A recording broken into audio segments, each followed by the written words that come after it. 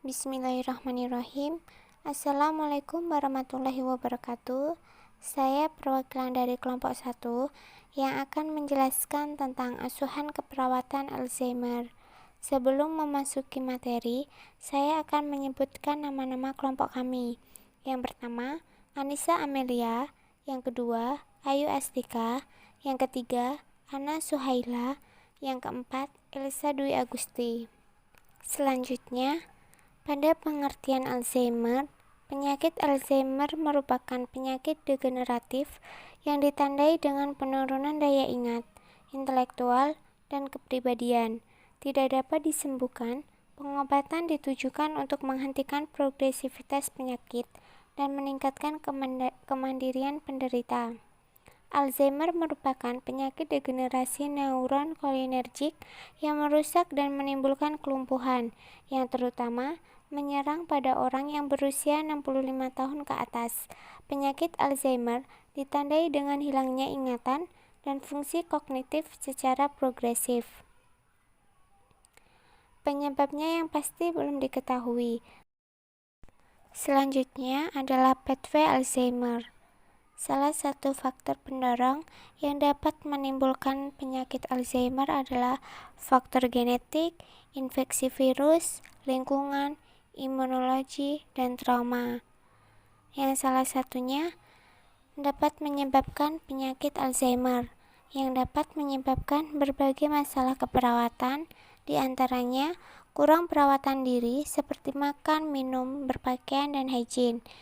Resiko tinggi terhadap perubahan nutrisi kurang dari kebutuhan tubuh, resiko trauma, perubahan pola eliminasi urin, perubahan pola tidur, perubahan persepsi sensori, sindrom stres relokasi, perubahan proses pikir, hambatan interaksi sosial, hambatan komunikasi verbal, dan coping individu tidak efektif. Di sini ada beberapa gejala klinis, di antaranya A. Kehilangan daya ingat atau memori, terutama memori jangka pendek.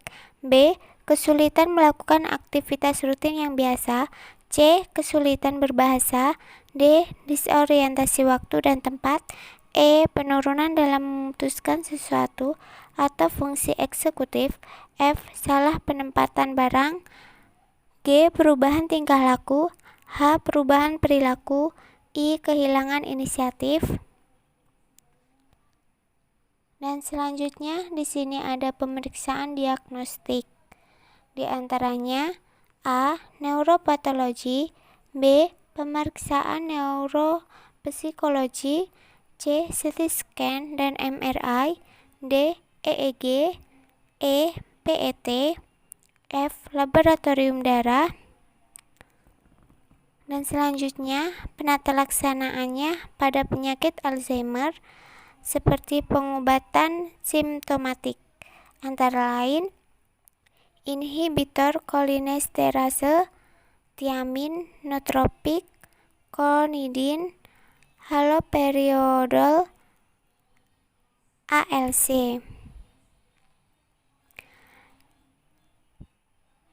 Penyakit Alzheimer tidak dapat disembuhkan, namun penyakit Alzheimer dapat dicegah melalui yang pertama, bergaya hidup sehat, misalnya dengan cara rutin berolahraga, tidak merokok, dan tidak mengonsumsi alkohol.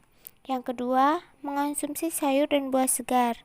Hal ini penting karena sayur dan buah segar mengandung antioksidan yang berfungsi untuk mengikat radikal bebas. Radikal bebas ini adalah salah satu yang merusak sel-sel tubuh. Yang ketiga, menjaga kebugaran mental seperti mental fitness atau berolahraga. Selanjutnya, landasan teoritis keperawatan.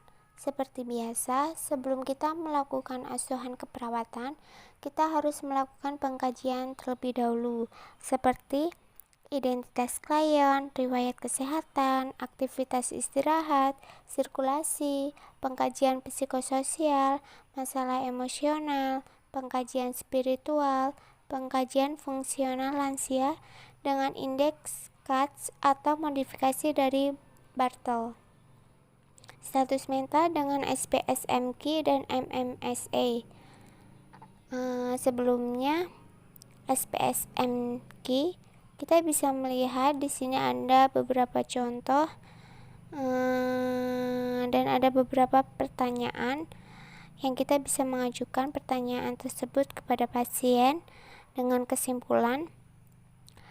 Skala 0 sampai 3 fungsi intelektual utuh, skala 4 sampai 5 kerusakan intelektual ringan, skala 6 sampai 8 kerusakan intelektual sedang, skala 9 sampai 10 kerusakan intelektual berat. Yang selanjutnya adalah MMSA. Di sini kita bisa melihat contohnya seperti itu. Dengan kesimpulan, lebih dari 23 aspek kognitif dari fungsi mental baik. 18 sampai 22 kerusakan aspek fungsi mental ringan. Kurang dari 17 terdapat kerusakan aspek fungsi mental berat. Kenyamanan interaksi sosial. Yang kedua, pemeriksaan fisik. Keadaan umum, klien dengan penyakit Alzheimer umumnya mengalami penurunan kesadaran sesuai dengan degenerasi neuron kolinergik dan proses senilisme. Adanya perubahan pada tanda-tanda vital meliputi bradikardi, hipotensi, dan penurunan frekuensi pernafasan. Yang ketiga, pengkajian fungsi cerebral. Status mental. Biasanya status mental klien mengalami perubahan yang berhubungan dengan penurunan fungsi kognitif, penurunan persepsi, dan penurunan memori baik jangka pendek maupun jangka panjang.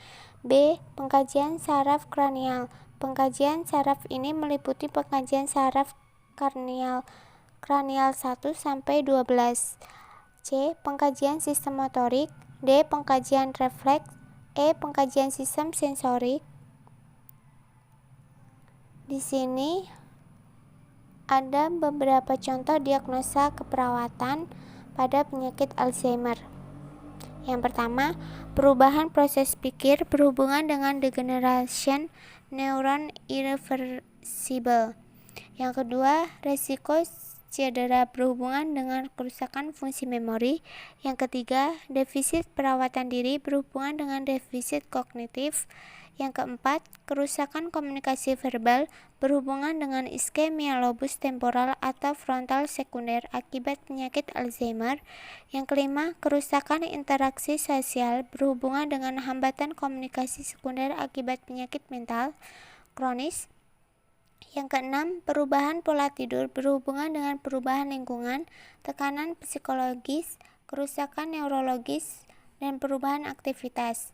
Yang ketujuh, inkontinensia berhubungan dengan kehilangan fungsi neurologis atau tonus otot. Yang kedelapan, resiko perubahan nutrisi kurang dari kebutuhan tubuh berhubungan dengan penurunan kemampuan ADL dan faktor psikologis. Yang kesembilan, kurang pengetahuan klien dan keluarga berhubungan dengan keterbatasan kognitif dan daya ingat.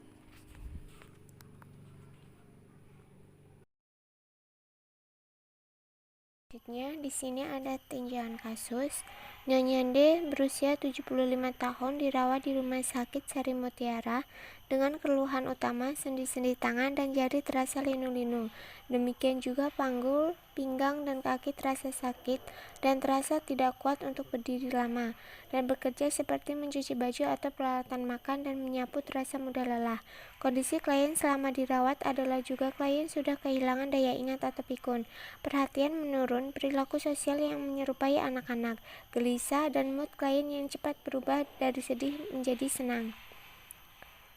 Tekanan darah 180/90 mmHg, nadi 75 kali per menit, pernafasan 20 kali per menit, suhu 36 derajat Celcius. Di sini ada pengkajian. Tanggal pengkajian 1 September 2014, nama Nyonya D, jenis kelamin perempuan, usia 75 tahun, agama Islam, pekerjaan ibu rumah tangga, status perkawinan menikah, pendidikan SMA.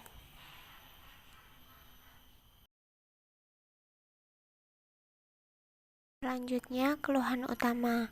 Keluhan utama kesulitan melakukan aktivitas rutin yang biasa. Kondisi klien selama dirawat adalah juga klien sudah kehilangan daya ingat atau pikun, perhatian menurun, perilaku sosial yang menyerupai anak-anak, gelisah, dan mood klien yang cepat berubah dari sedih menjadi gembira. Riwayat kesehatan sekarang penjelasannya sama seperti keluhan utama. Riwayat kesehatan masa lalu, klien mengatakan adanya penyakit hipertensi. Riwayat atau keadaan psikososial, bahasa yang digunakan bahasa Indonesia dan bahasa Jawa. Persepsi klien tentang penyakitnya, klien mengatakan kesulitan dalam melakukan aktivitas dan kooperatif. Keadaan emosi klien dalam keadaan labil. Daya adaptasi, klien mengalami penurunan kognitif atau memori. Mekanisme pertahanan diri, klien memiliki pertahanan diri yang tidak efektif. Aktivitas istirahat, merasa lelah, siang atau malam, gelisah dan tidak berdaya. Sirkulasi, klien memiliki riwayat penyakit vaskular cerebral atau sistemik dan hipertensi. Eliminasi, BAK lebih dari 3 kali sehari, BAB 1 kali sehari, inkontinensia urin atau feses. Hygiene, Nyonya D terlihat tidak rapi dan pembersihan buruk, rambut kurang bersih dan sudah berwarna putih atau uban, kuku tangan kotor tapi dalam kondisi pendek. Pakaian dan tempat tidur tampak bersih, kebiasaan mandi 1 kali sehari karena lupa untuk ke kamar mandi, kebiasaan mencuci rambut sekali seminggu dengan menggunakan sampo, terkadang apabila ada, dan lebih sering menggunakan sabun mandi yang dipakai untuk mencuci rambut sekaligus. Interaksi sosial, perilaku sosial menyerupai anak-anak, pemeriksaan fisik kepala, rambut putih, tipis dan mudah rontok. Pada kulit kepala tidak terdapat lese atau benjolan, tidak tampak edema, sklera tampak putih kekuningan, konjungtiva merah muda, pupil isokoh dan refleks terhadap cahaya. Mata sebelah kanan visus 6/300, yaitu hanya bisa melihat gerak jari-jari dari jarak 6 meter. Rongga mulut tidak ada polip atau benda asing, tidak ada peradangan mukosa hidung, letak septum di bagian tengah, daun telinga tampak bersih, pendengaran kurang, mengenai gigi hanya tinggal 2, 1 di bawah, 1 di atas. Lidah tampak bersih dan tidak ada pembesaran tongsil. Leher, tidak terdapat pembesaran kelenjar getah bening maupun kelenjar tiroid. Kaku kuduk tidak ada. Pada dada dan punggung, dada atau punggung tampak berbentuk kiposis atau bungkuk, tapi tidak ada dipseni. Getaran dinding dada sama saat palpasi, perkusi terdengar songor, dan auskultasi terdengar vesikuler pada lapang paru. Terdapat suara ronki nada rendah. Inspeksi pada dinding dada terlihat ictus cordis pada ICS 5. Perkusi jantung terdengar peka.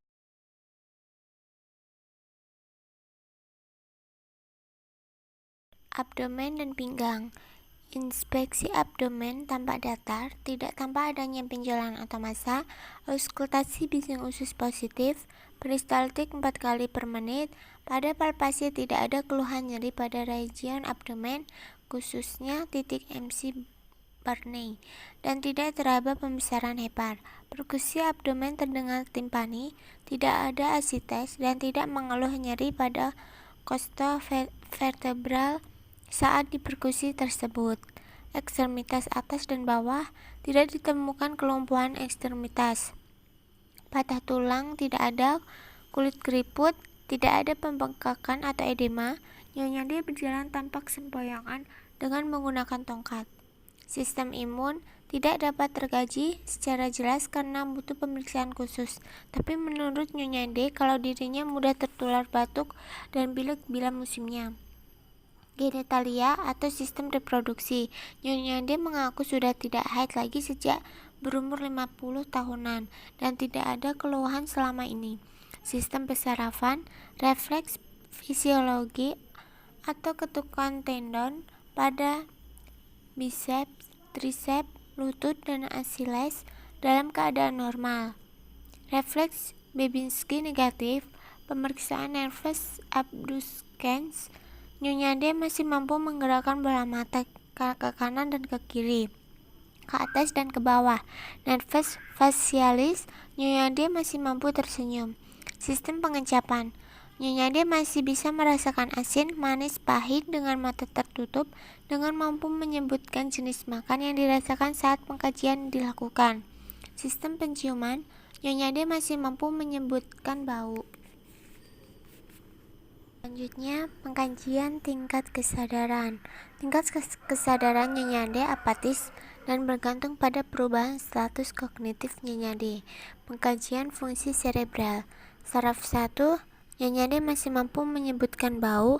Saraf 2, mata sebelah kanan, visus 6/300, yaitu hanya bisa melihat gerak jari-jari dari jarak 6 meter. Saraf 3, 4, dan 6 tidak ditemukan adanya kelainan pada Nyonya D. Saraf 7, persepsi pengecapan dalam batas normal. Saraf 5, wajah simetris dan tidak ada kelainan. Saraf 8, adanya tuli konduktif dan tuli persepsi berhubungan proses senilis serta penurunan aliran darah regional. Saraf 9, 10, Nyonya D kesulitan dalam menelan makanan. Saraf 11, tidak atrofi otot sternocleidomastoideus dan trapezius. Saraf 12, tidak tampak bersih. Pada pengkajian sistem motorik, inspeksi, klien mengalami perubahan dan penurunan pada fungsi motorik secara umum. Selanjutnya, pengkajian refleks. Klien mencoba untuk berdiri dengan kepala cenderung ke depan dan berjalan dengan gaya berjalan seperti didorong. Pengkajian sistem sensorik. Sesuai berlanjutnya usia, Nyonya D mengalami penurunan terhadap sensasi sensorik secara progresif. Di sini ada analisa data. 1. DS. Pasien tidak kuat untuk berdiri lama dan bekerja seperti mencuci baju atau peralatan makan dan menyapu terasa mudah lelah. DO. Pasien tampak lelah dan lemah. Tanda-tanda vital, tekanan darah 180/90 mmHg, nadi 75 kali per menit, pernafasan 20 kali per menit, suhu 38,5 derajat Celcius. Etiologi, perubahan dalam aktivitas kehidupan sehari-hari, masalah sindrom stres relokasi. Yang kedua, DS, pasien tidak kuat untuk berdiri lama dan bekerja seperti mencuci baju atau peralatan makan dan menyapu terasa mudah lelah. Pasien mengatakan sendi-sendi tangan dan jari terasa linu. DO, sendi-sendi tangan dan jari kaku. Pasien kelihatan bingung. Etiologinya, kelemahan otot-otot yang tidak terkoordinasi. Masalahnya, trauma atau resiko terhadap penyakit. Yang ketiga, DS, pasien mengatakan kurang mengingat lagi pada masa lalunya. Pasien mengatakan lupa jika meletakkan benda. DO, pasien kelihatan kebingungan. Etiologinya, perubahan fisiologis yang ditandai dengan hilang ingatan atau memori. Selanjutnya, di sini ada intervensi keperawatan. Pada masalah pertama, dengan kriteria hasil 1. Mampu beradaptasi pada perubahan lingkungan dan aktivitas kehidupan sehari-hari. 2. Mampu menunjukkan rentang perasaan yang sesuai dan rasa takut yang berkurang. 3. Tidak menyimpan pengalaman yang mengguncangkan. Intervensinya 1. Tempatkan pada ruangan pribadi jika mungkin dan bergabung dengan orang terdekat dalam aktivitas perawatan waktu, makan, dan seterusnya. 2. Tentukan jadwal aktivitas klien dan masukkan dalam kegiatan rutin. 3. Berikan penjelasan, informasi yang menyenangkan mengenai kegiatan. 4. Catat tingkah laku munculnya perasaan curiga dan mudah tersinggung. 5. Pertahankan dalam keadaan tenang. Dan yang terakhir, beri dorongan. Untuk masalah yang kedua, dengan kriteria hasil 1. Tidak mengalami trauma. 2. Keluarga mengenali risiko potensi di lingkungan dan mengidentifikasi terhadap tahap untuk memperbaikinya. Dengan intervensi 1. Kaji derajat gangguan kemampuan. 2. Hilangkan atau minimalkan sumber bahaya dalam lingkungan. Yang selanjutnya, alihkan perhatian pasien ketika perilaku berbahaya. Dan yang terakhir, berikan tanda untuk mengidentifikasi klien. Untuk masalah yang ketiga, dengan kriteria hasil 1. Mampu mengenali perubahan dalam berpikir atau tingkah laku dan faktor-faktor penyebab jika memungkinkan. Yang selanjutnya, klien mampu memperhatikan atau memperlihatkan penurunan tingkah laku yang tidak diinginkan. Dengan intervensi, kaji derajat gangguan kognitif seperti perubahan orientasi terhadap orang, tempat, waktu, dan kemampuan serta berpikir. Kedua, pertahankan lingkungan yang menyenangkan dan tenang. Ketiga, tatap wajah ketika berbicara dengan klien. Yang keempat, panggil klien dengan namanya. Yang kelima, gunakan suara yang agak rendah dan berbicara dengan perlahan pada klien. Sekian presentasi dari kelompok kami. Apabila ada salah, kami mohon maaf. Dan apabila ada pertanyaan, dipersilakan. Saya akhiri. Wabillahi taufiq wal hidayah. Wassalamualaikum warahmatullahi wabarakatuh.